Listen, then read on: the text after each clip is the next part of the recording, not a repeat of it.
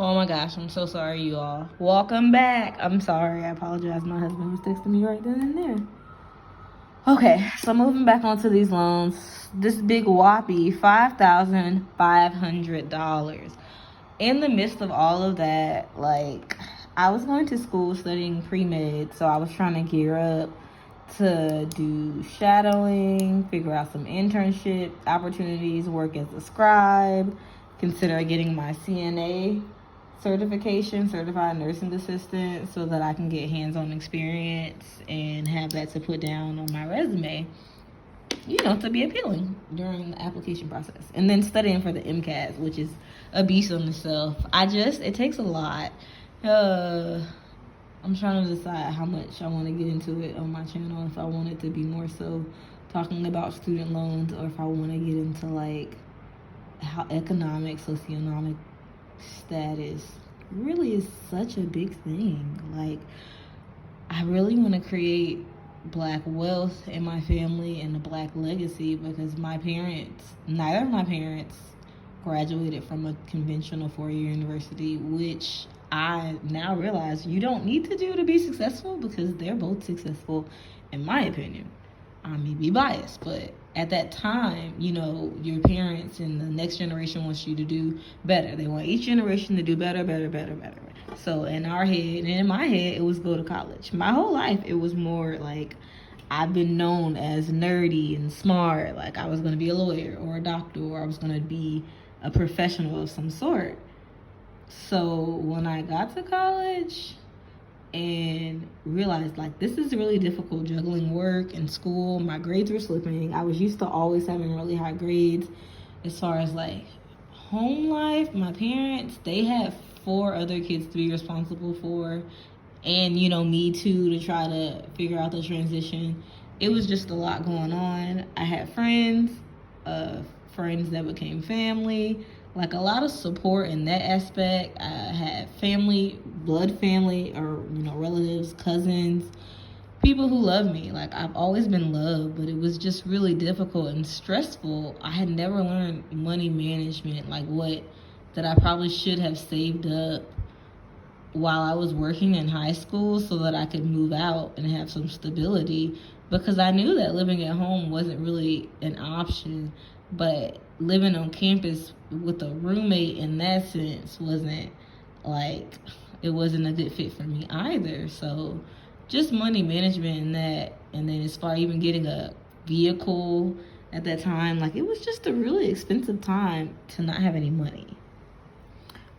And then I had another $1,833, another $1,833. So it all adds up to a total of $31,916 to Great Lakes, who is supposedly transferring their ownership to a different.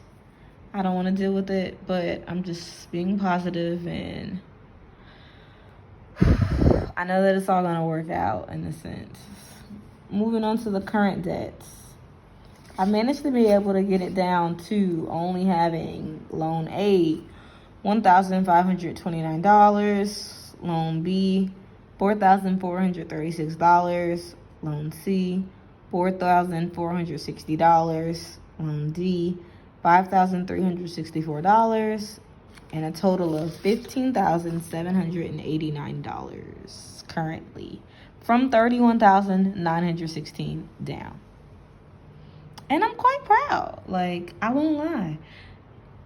Especially considering, I know this is gonna be people, as far as the income, it's pretty low. So I do take a salary out of our household income.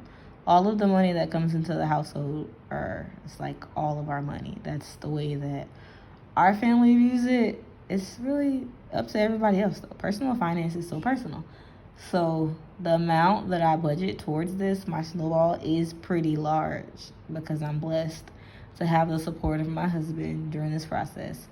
Even with that, I don't want to waste money on this, and the interest is not on it right now. It's paused due to the pandemic. Can I say that? Yeah, I didn't say the whatchamacallit. Yeah, the Panorama. okay, or whatnot.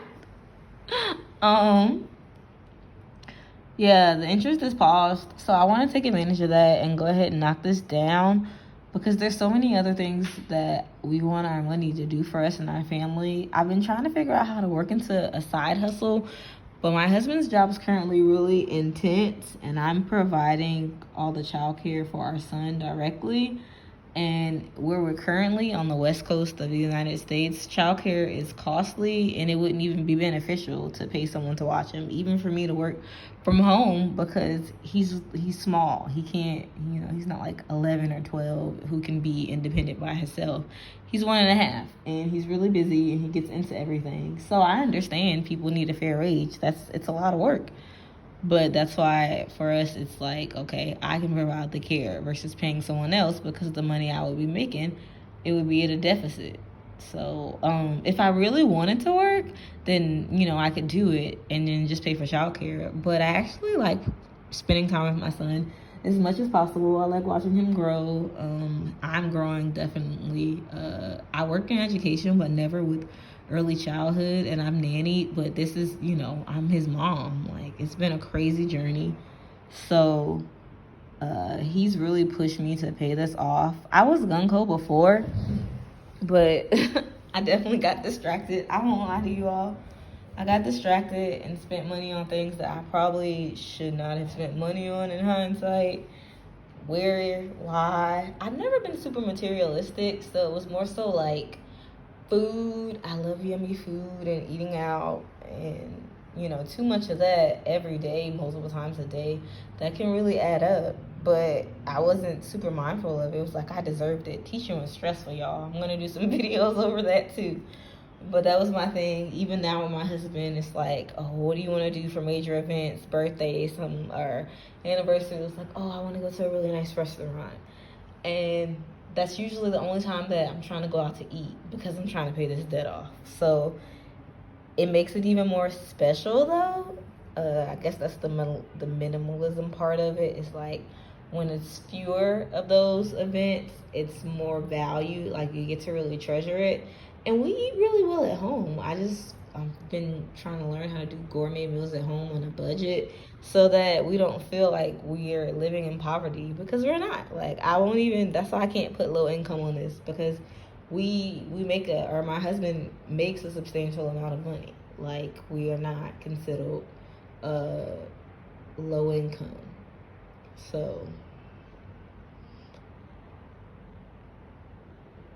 I'm sorry, y'all. I'm also listening for my son. He's taking a nap. That's what I'm trying to do this time.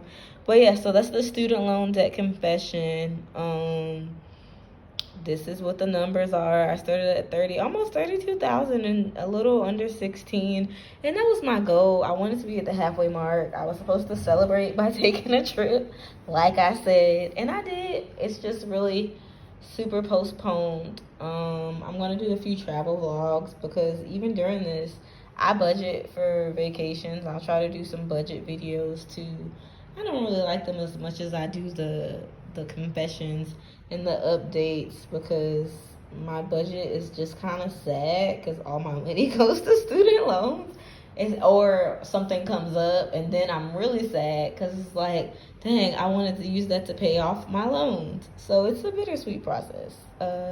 Thank y'all for coming to my channel and listening to me, and I hope to continue sharing my thoughts and hearing yours as well.